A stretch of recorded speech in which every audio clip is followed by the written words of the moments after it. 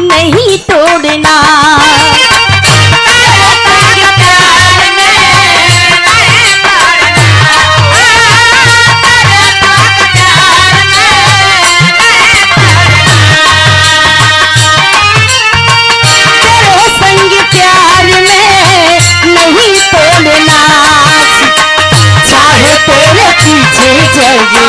चाहे तेरे पीछे जाएगी, अरे छोड़ना तेरे संग प्यार में नहीं तोड़ना, तेरे संग प्यार में नहीं तोड़ना।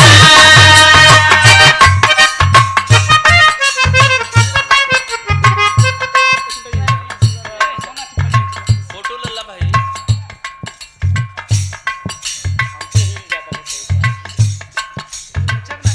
विरह जगत की बड़ी सुंदर गायिका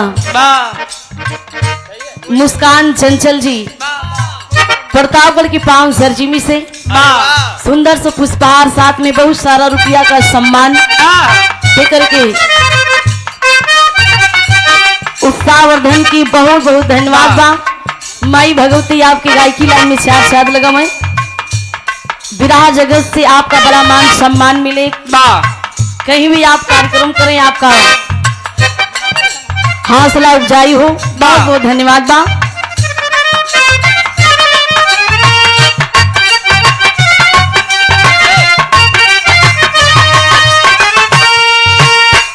तेरे संग प्यार में नहीं तोड़ना,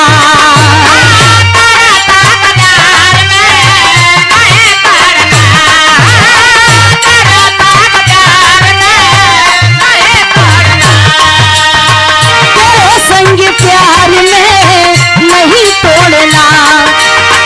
चाहे तेरे पीछे जाएगी, चाहे तेरे पीछे जाएगी,